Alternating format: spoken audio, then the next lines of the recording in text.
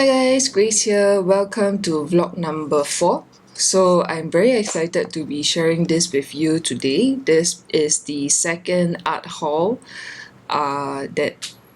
big purchase that I've made recently, and all these art supplies are from dickblick.com. So honestly, the shipping was really expensive, and it added about 20% in terms of price to get all these art supplies to me.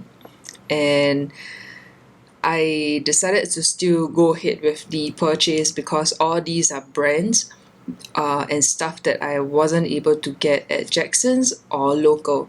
So primarily, as you can tell, is mainly paints, and then the Da Vinci, the Casein, and the M.Graham especially are all paints that I am not able to get anywhere else other than from a US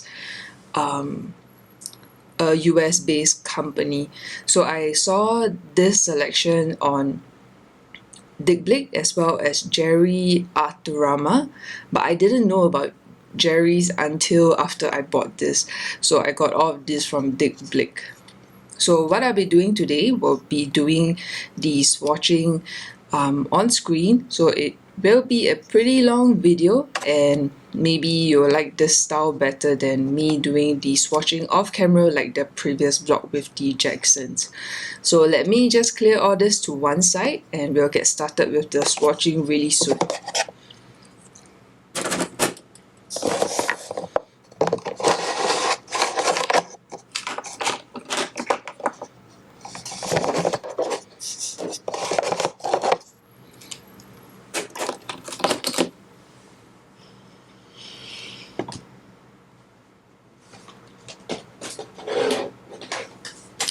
So for ease of use, anyways, before we get started, the paper I'll be using today, for color pencils, I will just continue on with this little test sheet of the Stonehenge colors. This is the off-white, and I will just do the color pencils later on this.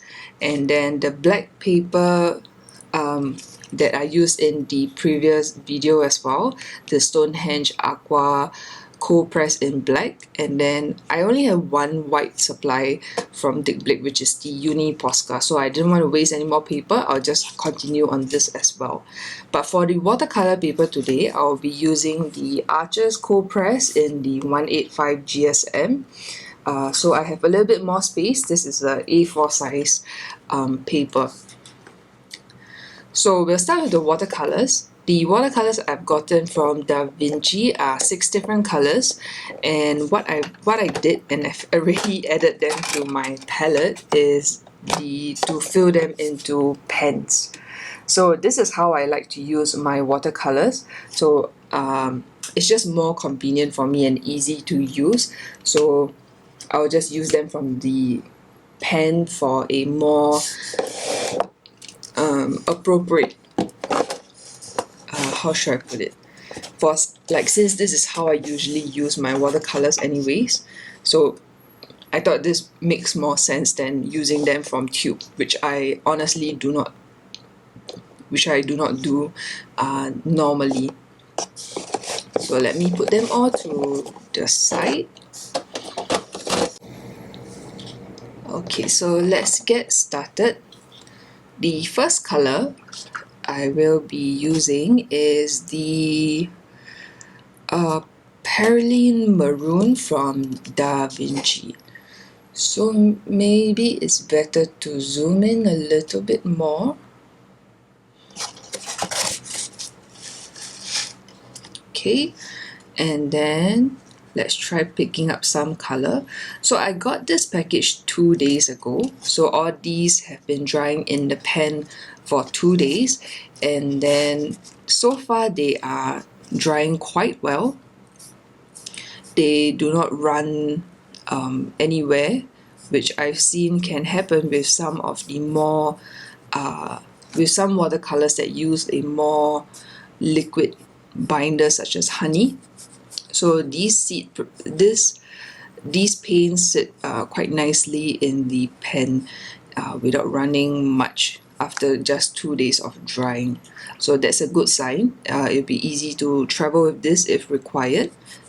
I won't be afraid of it just like spilling into my bag or anything.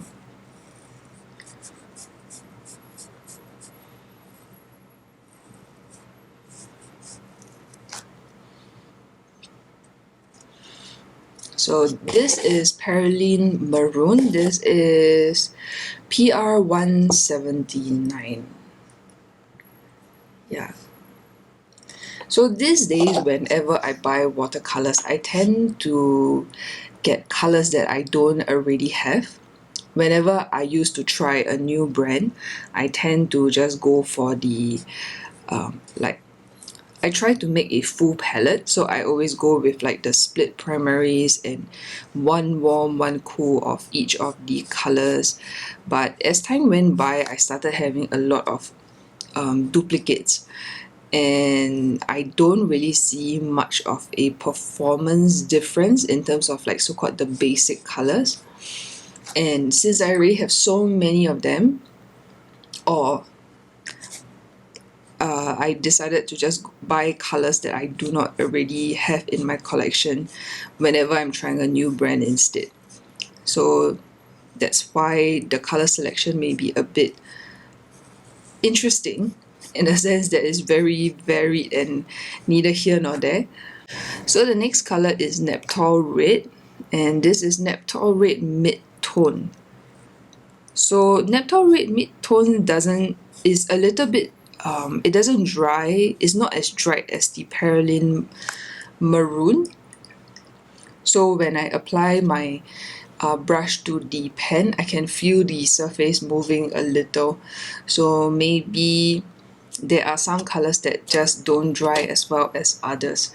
So this is the color. And then this is PR 170.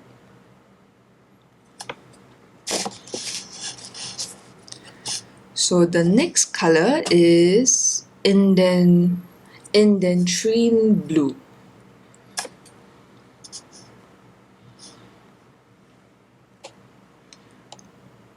So when I was buying all these supplies, right, I was very surprised by the shipping charges. In total, the price of the supplies itself came up to about 140 US dollars, which is already pretty expensive because I really don't spend that much on art supplies normally, at least in one go. Obviously, over time you definitely will spend more than that, but at one go, this is the most I've ever spent in one purchase. And the shipping was $34. So that's why I say it added about 20% in terms of price on top, just because of the shipping.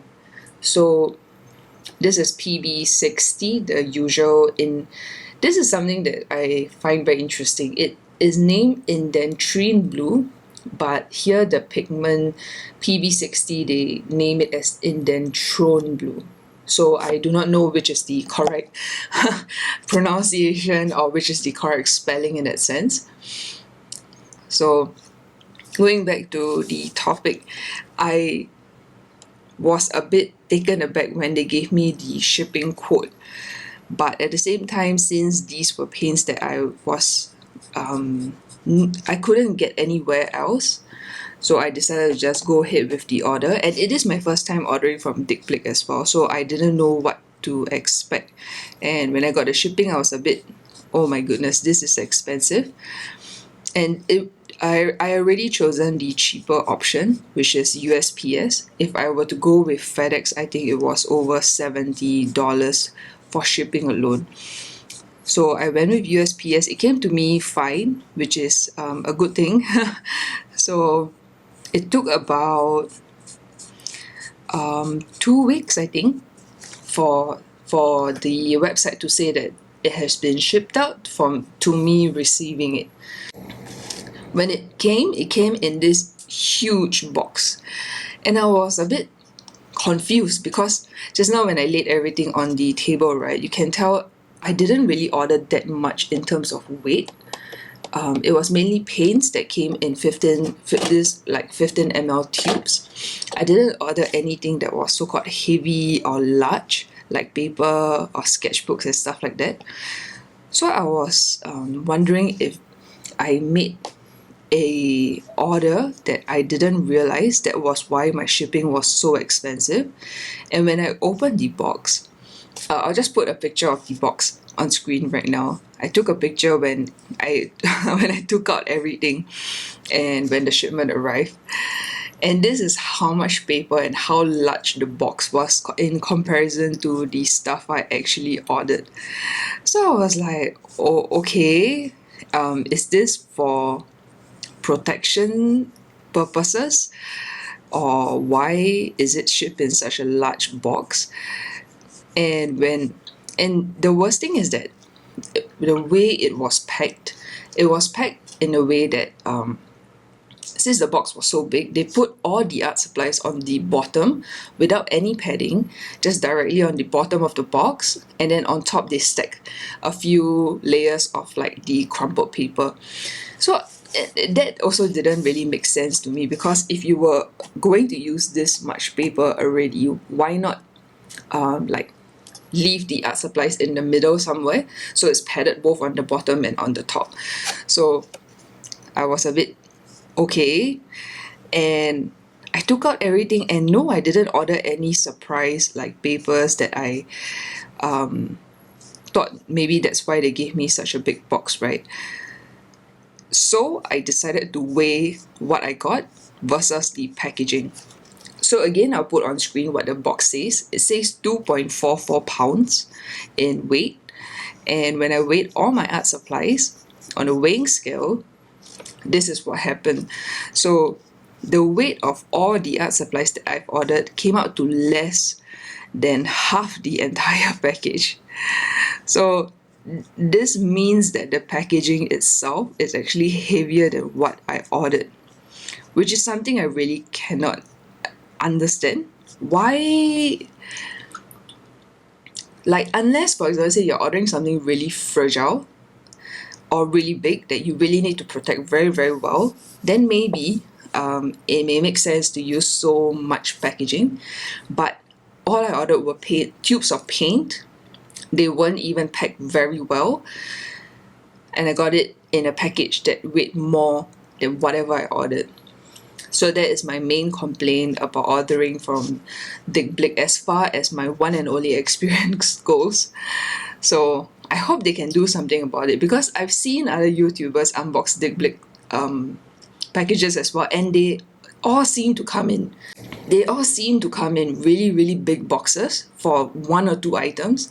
So I'm pretty sure this is not just my experience with them, but this is something that Dick Blick does for whatever reason. So anyways, the last 3 colors, this is Violet Iron Oxide. Violet Iron Oxide. Focus. And this is PR101. I think it's a pretty common earth pigment. And then this one is Raw Sienna. And this is PBR7, also another common earth pigment.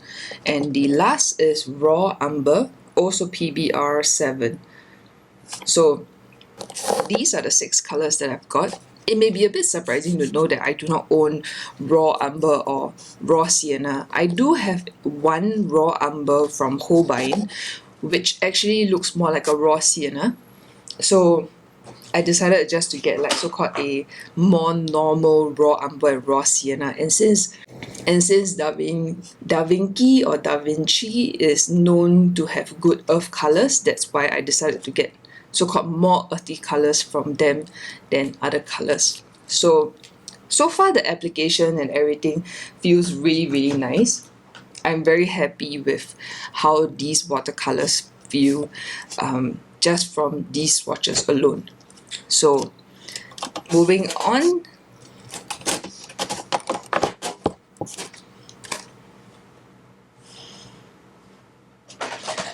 this this is something more interesting because personally I did not know about the existence of this product until I saw a very good artist here on YouTube, Mr. James Gurney, constantly talking about them, and he uses it as an underpainting. So I was just curious and I saw this on Dick Blick and I was like, maybe this is a good time to try. And if the purpose is if I'm planning to use it like how he uses it as an underpainting, so I decided to go with one cool and one warm color. So I've chose Payne's Grey and Golden Ochre. Though the Payne's Grey looks a little bit more like the Indanthrene Blue, even from the label itself. So we will have to swatch that out to see how it really looks like. So over here it's just some palette paper, because I do not know whether this is how should I put it, permanent when dry. I don't want to have difficulties trying to wash it out of my palette later, so I'm just going to use palette paper for the convenience, just in case it's difficult to wash. And the first thing that hits me when I open this tube is it smells like cinnamon and cloves, which is a very interesting smell. And if I am not wrong, this product is listed under the tempera category in Dick Blick. So tempera paint, I think, is egg based, or what they call like either vegetable, like natural stuff based, either eggs or milk or something like that. And this was also in that category. So I think it does smell very natural though. It really smells like cinnamon and cloves. It's not an unpleasant smell at all, but it is surprising. So let's add some water and let's go in with the golden ochre.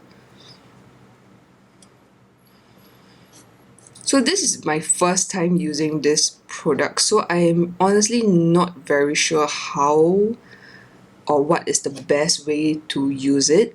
I'm kind of using it like gouache, and I don't know if this is how much paint or water I'm supposed to be using with this product per se. But if I were to use it like an underpainting, I'm guessing I will need very little of it, because I only dissolved that little bit in the corner, and this is how it looks. Pretty opaque to me already, considering how much paint I actually use. So let me just put even more water, see how light it can go.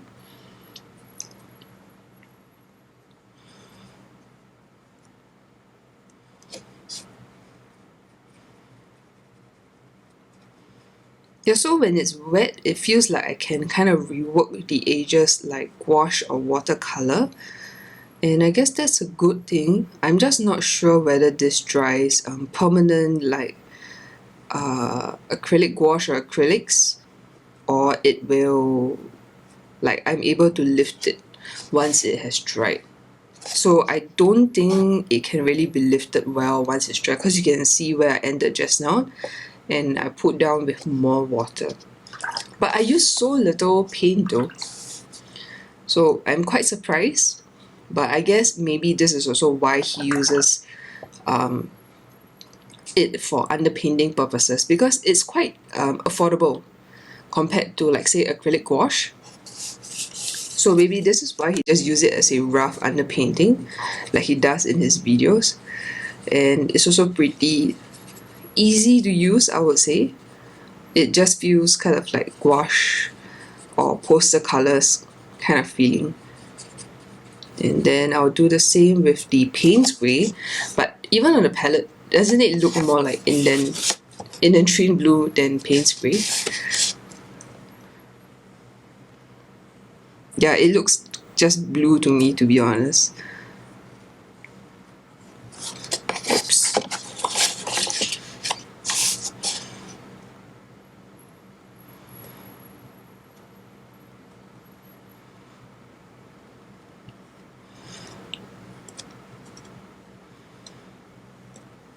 So overall, I think that I got really interesting and nice products from Dick Blick. Everything was okay, experience wise and products wise.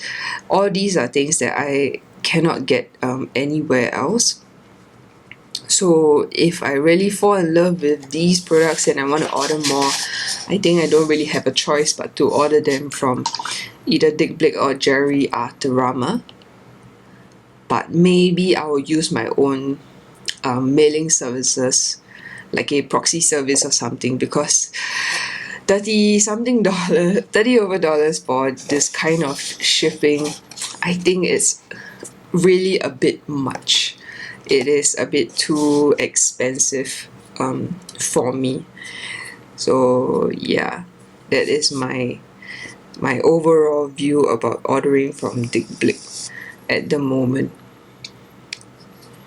So moving on, we'll go on to the gouache, and I have one big tube, 37 ml of Vinci Gouache in Paynes Grey. So I'll show you the differences. Like, this is what I expect from a Paynes Grey, even going by the label. Not this kind of like Indanthrene Blue color. And then I have 5 little 15 ml tubes of M.Graham Gouache.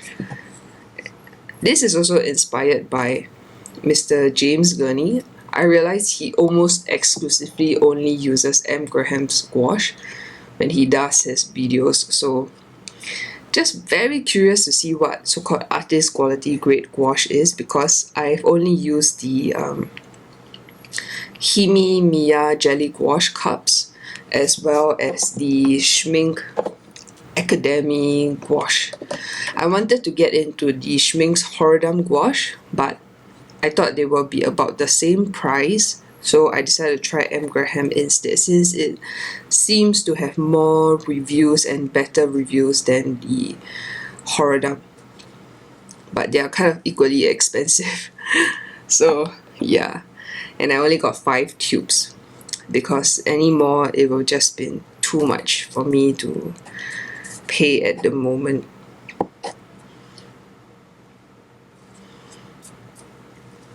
And the last color, so I got one each of so-called the primary colors, one yellow, one yellow, red and blue, and I've got a purple as well as a green, and the Paynes Grey from Da Vinci.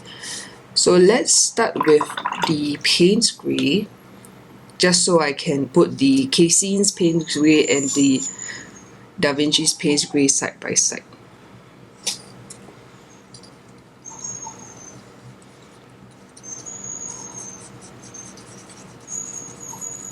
Right off the bat, it feels very it feels nice. I don't know how to put this, but like when I use the jelly gouache, it feels like acrylics, like thick, heavy body acrylics. But then with this, I don't know, it's because they put like honey in their formula or something, but it feels very, very smooth to try and apply and mix on the palette itself even. So with more water, just to see the color clearer.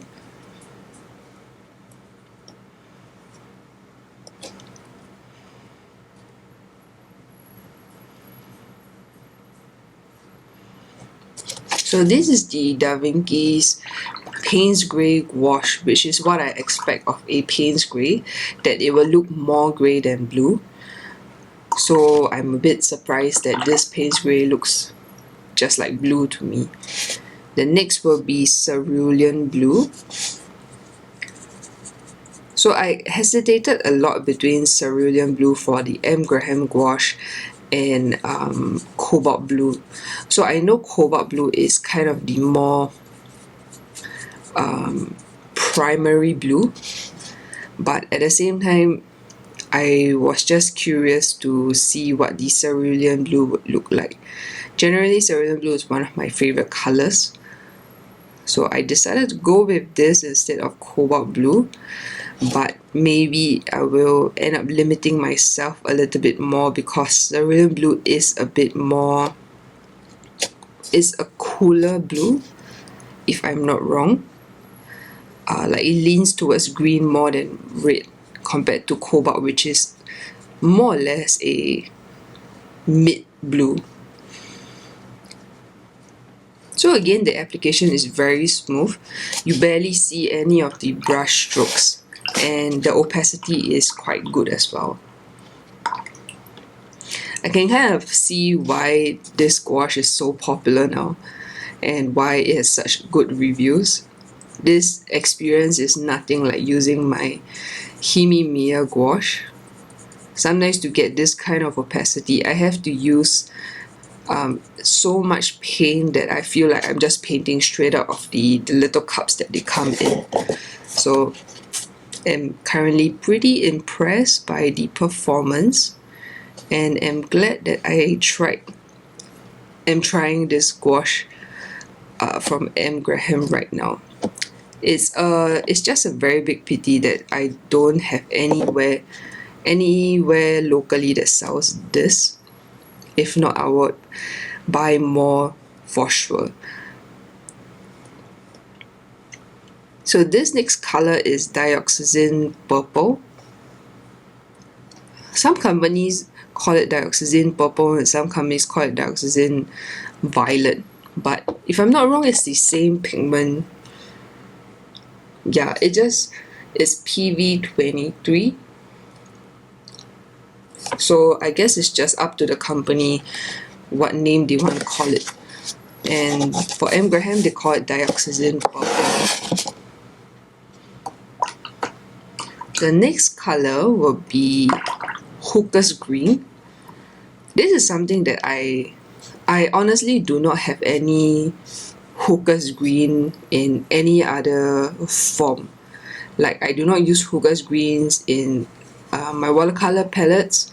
I don't have any other supply that is called Hooker's Green. I tend to go with like sap green. But interestingly enough, when I saw the swatches online, the Hooker's Green actually looks like a pretty good sap green color that I like. So I tend to like sap greens that are a little bit more muted.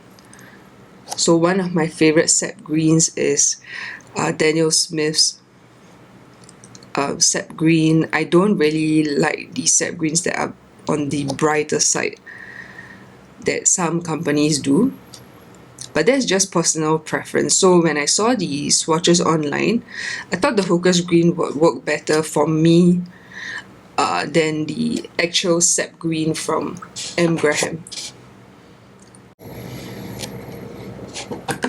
So this is the Hooker's Green.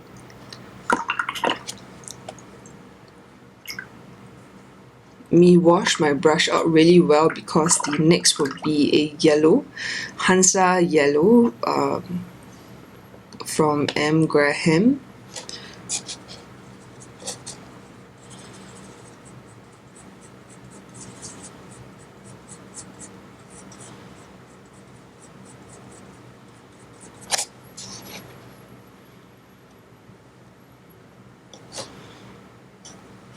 For a yellow, this feels very strong though, in terms of like, I don't know how to put it, but if you buy any like the Mia gouache that I've used, the yellows are of very low strength, that it feels like to get the kind of opacity I want, I have to use it almost like straight from the little tubs. This one, I diluted it down quite a bit, and still I think it gives a pretty good color, like opacity and evenness on the paper itself.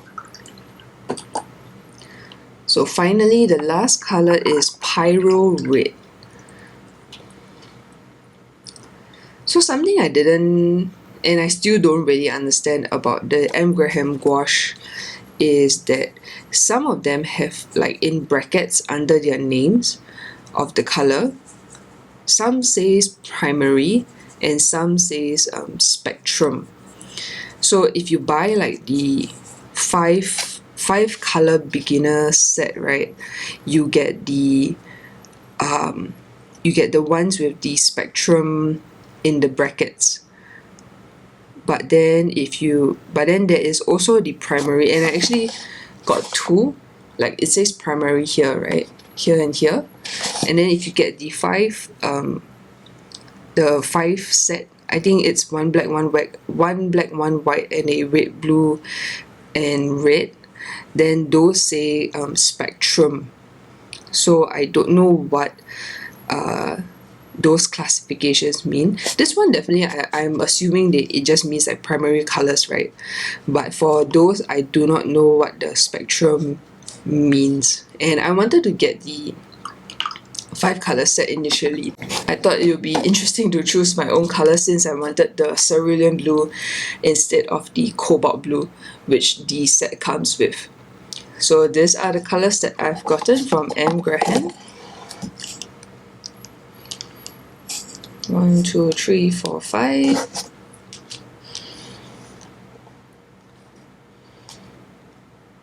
And then the Vinci Gouache in Paynes Grey. So I wanted to buy this actually, like a set of the Vinci Gouache, but then I saw this blog saying that the Vinci Gouache is so easily rewettable that if you were to use, like for example, if you were to paint something on this side of the page and you were to flip it over and paint something here, it could re-wet your original, the work on the front side, which I was a bit scared by.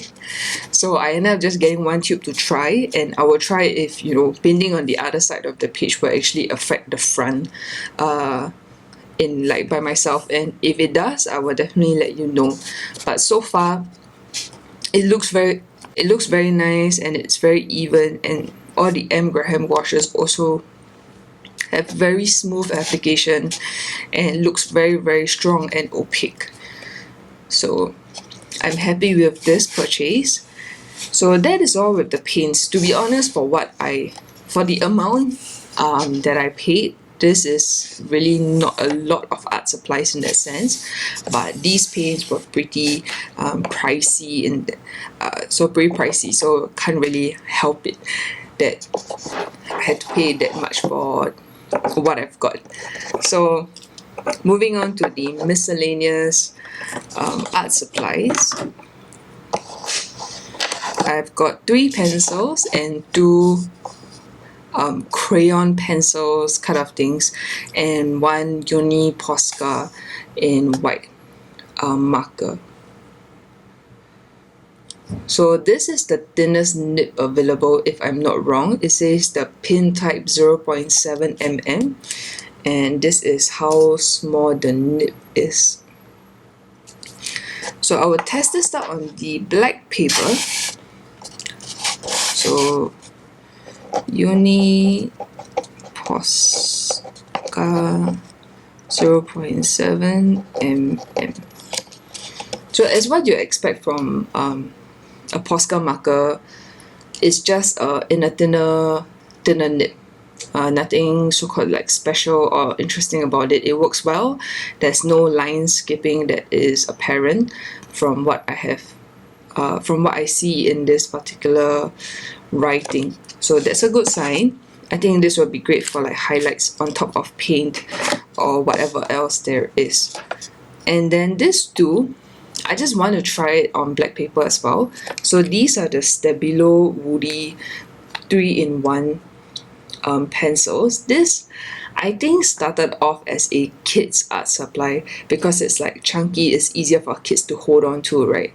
But I think it just got popular with the so-called the adults as well, like adult artists, and then now it is actually pretty expensive to buy, and you can even buy them open stock, which I think this is probably one of the few kids art supplies, or originally started as kids art supplies, that ended up being so popular and being available open stock to buy as well. So there's no names on the barrel. There's only like, I believe this should be like the color code, but in name this is the flesh pink and this is the burnt red umber. So I only got these two colors just to try, and let's just see how. Oh, so even on black paper it is pretty opaque and it feels very soft, more like a crayon. In texture it's similar to the Caran d'Ache New Colours that I've used in the previous video. So really soft and very easy to lay down color, though the flesh pink is definitely not as opaque as this burnt red umber. So let me just use it on white paper as well to see how it goes. The only thing is that, like how crayons go, right, you can't really get good details because it's just so thick. So nothing that you can really do about that.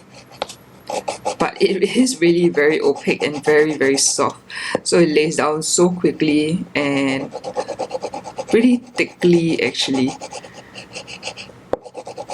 Yeah, so you can barely see any white of the paper once I laid down the color. The only problem is that I have to think about how I want to sharpen these. I'm guessing I probably will have to use a knife to get through it, because if you buy the set, I think it comes with a special sharpener.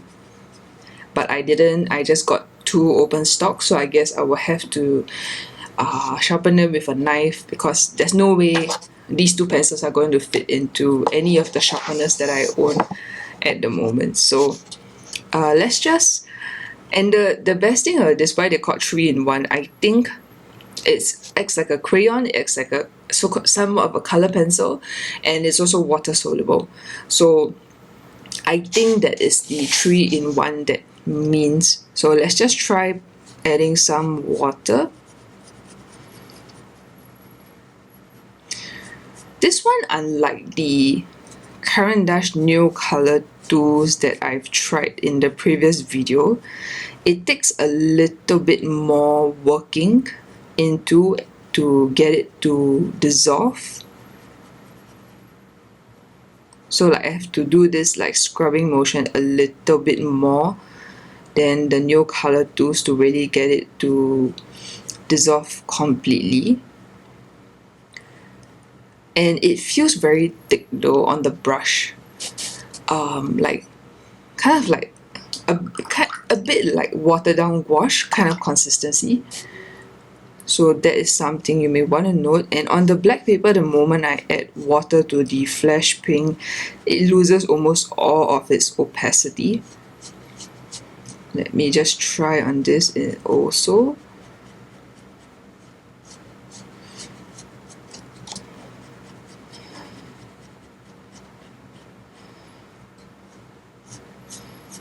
Yeah, so once I add water, on the black paper it seems like it just becomes, it looks like what will happen if you were to apply watercolors on black paper, that it wouldn't really show up much. But the water solubility looks quite good as well though. Though I feel it's not as good as the Caran d'Ache New Colour tools. Here you can still kind of see where I laid down the original rectangle of colour. And then for this burnt red umber, it's almost invisible where the colour has went to, because of how dark the colour is. So if I bring it up, you can kind of see, but you can also see where the original rectangle was drawn. So water solubility wise is not as apparent, is not as good as the Caran d'Ache New Colour tools in my opinion, from this test so far. So I think for a better view, I will do it on white paper as well.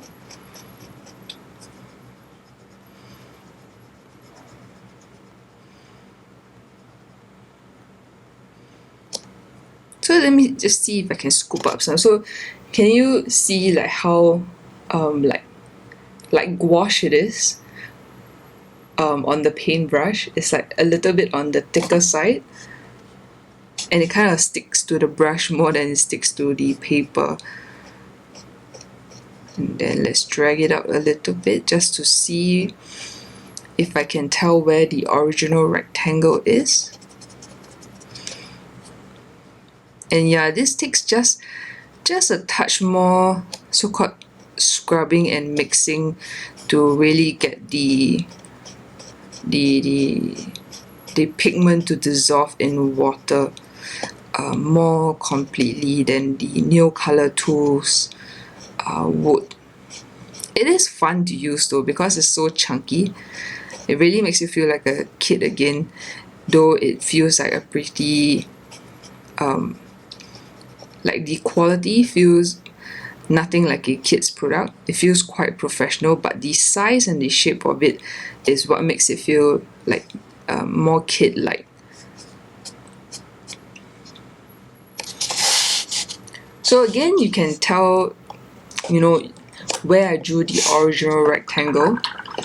So water solubility wise, I think if I rated Caran d'Ache at the 90 to 95%, this is probably around 80 to 85% because it is still clearer where the original laydown of color was, and the amount, the just a bit more work it takes for the pigment to kind of like dissolve, especially if I were to lay down color very thickly like how I did here. But I kind of did the same for the nail colors as well. I laid down color to the extent that I couldn't see the white of the paper through it, and I did the same with the Stabilo Woody. So I think that is pretty fair to compare directly. But the burnt red umber definitely has a lot more pigment. Like I'm able to get I'm able to like pull it out a lot more while maintaining the strong colors compared to the flesh pink. But I guess that is to be expected from like a much darker color generally, that darker colors tend to have more pigments than the lighter ones. Yeah, but still, no matter how much scrubbing I do in this area, right, you can still pretty clearly tell where I laid down the original color. Yeah, so even on screen, let me just clear this area up a bit. Yeah, you can still pretty clearly tell where I laid down the original color. So water solubility wise, I would say is about 80 to 85%. If I give the nail colors a 90 to 95% in terms of water solubility. So that is all for the kind of paints and water soluble products. And then the next one we'll be moving on. I'll be using this little test sheet as a continuation. Again, I have no idea why I bought this pencil.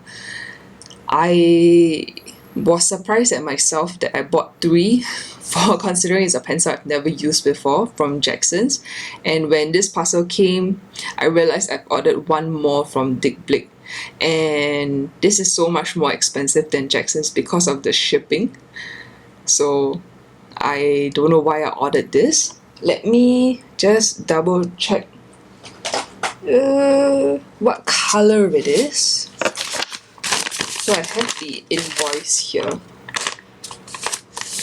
Yeah, so this is Smyrna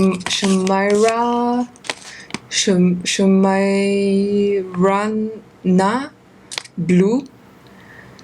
I'm sorry, I'm just really bad at pronouncing certain words such as like this and this. So this was $2.35 US. So quite a bit more expensive than Jackson's because of the 20% extra shipping that I have to pay for Dick Blick. So I'll just leave it together with these are also the three from the same brand that I've swatched in the previous video.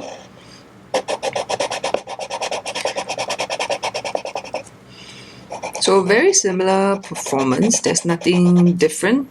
I mean, considering the same brand, I'm not expecting anything different, but you know, in some brands, different colors can act a little bit differently from what I've realized, even in the so-called higher class brands such as like the Derwent Lightfast or the Caran d'Ache. There are some colors that are drier or more smooth than others. So this one doesn't really feel that much different from the other three. And again, you can, is this what they call like, what's that word for it? Wax bloom? I honestly am not sure, but you can really clearly tell there are some spots where it's just like really, really shiny here and there on the swatch. And on those areas, you can't add any more pigment, even if you needed to or wanted to. So that is just a limitation of this pencil that I probably won't be buying anymore. The next is a Blick Studio in Mountain Blue. This I wanted to try just because it was cheap. This was $1.22 US. So pretty cheap. Just that the shipping was just expensive. But for the supply itself, it wasn't very expensive. So I just thought I'd just get one to try.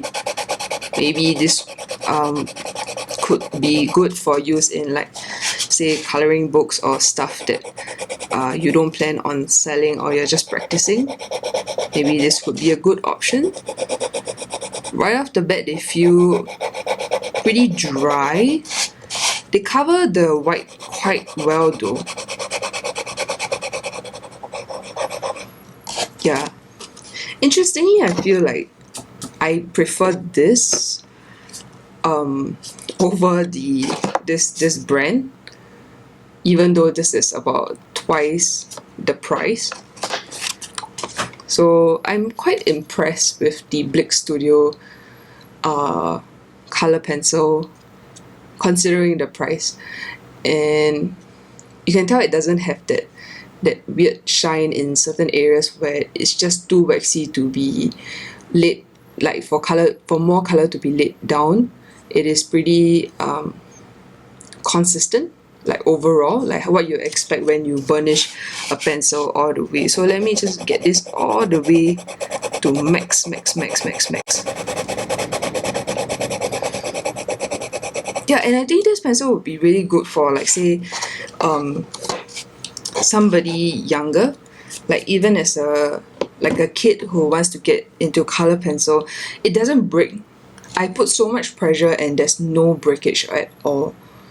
So this could be a good way to start out, considering the price, especially if you live in the States. I think this is a pretty good price for a pencil. So not bad. And the last will be this humongous pencil, the Cretacolour Megacolour in Delft Blue. So size-wise, this is so-called a normal size versus the Megacolour. So the core is easily like twice the size. I didn't expect this. I thought Megacolour was just like the name of the series or something. I didn't think the pencil would be actually like this big. Again, I do not have a pencil sharpener big enough for this pencil, so I may have to go at it with like a knife or something. And this is so smooth. It's so smooth, it feels more like a crayon than a color pencil. Even the shine on it looks more like a crayon than a color pencil. Plus this is also really sturdy. I don't think there's any way in so-called normal usage, no matter how hard you're pressing to break this lead, it's just so thick, and it's quite fun to play with, and I think it will cover big spaces very quickly compared to the smaller pencils. So there are some crumbs, but you can tell like it looks so much more like a crayon than it does a color pencil when you really go all the way. It barely has a shine like this one where I burnish all the way, like you expect from color pencil. It has this like shine to it, but this one it covers almost all the white of the paper, but there's still not really a shine compared to the others. So to me it acts more like a crayon, like the Stabilo Woodies or the Neocolors, as compared to a color pencil. I don't know what it really is, and just out of curiosity, since I say that this feels more like a crayon, I want to try it on black paper. So yeah, it really feels more like a crayon. Look at how opaque it can get on black, whereas if I were to compare a color pencil,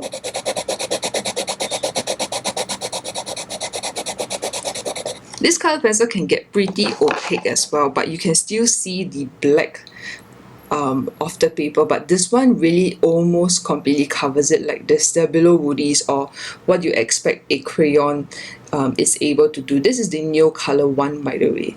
So look at how opaque it is compared to, say, a regular color pencil. So I'm very impressed by this Cretacolour Megacolour. I'm not sure exactly what it is. I know that color pencils either lean, like when they say it's color pencils are usually made with both oil and wax, but when they say it's wax based, it tends to be a higher proportion of wax, and oil based is a higher proportion of oil, and oil tends to be harder and wax tends to be softer. So Prismacolors are on the wax end in one extreme, and on the oil side on one extreme is probably like the polychromos, and this just feels even softer and more like a crayon than the Prismacolors even. So I'm not very sure what exactly this is made out of, but it feels quite fun to use and will be very nice to cover a huge area very quickly without much work. And it's also pretty soft, so you don't have to really use a lot of pressure to get like full opacity. So anyways, that is the end of the Dick Blick Art Haul. Interestingly, it's not really as many supplies as expected for what I paid for it, but I am happy to have tried to buy and try all these colors, especially the paints, because I'm very happy with how the Da Vinci watercolors ended up looking, as well as the M.Graham Gouache. Casein, a very interesting product I have to research and learn a little bit more of before I know how to use them properly other than for an underpainting. The Stabilo Woodies are fun, but for the price I'd rather get the Caran d'Ache Neocolor tools, something that is easier for me, that can even be sharpened without having to need a special sharpener. And then just for the water solubility, I think the Caran d'Ache just performs better than the Stabilo Woodies, if that's what you're looking for. So all in all, thank you for watching this video. I hope, if you are planning to get any of these supplies, this also is a good way for you to see whether to sound it out and see whether it's for you, for not for you, and maybe hopefully my thoughts as I went along could help with your decision making to buy something you really like. So I'll see you in the next one really soon. The next one will be more exciting because how should I put it? I hesitated for a long time before I actually jumped, and it's a brand new medium to me. So I will see you in the next one very soon, where I show you what I bought locally. So bye!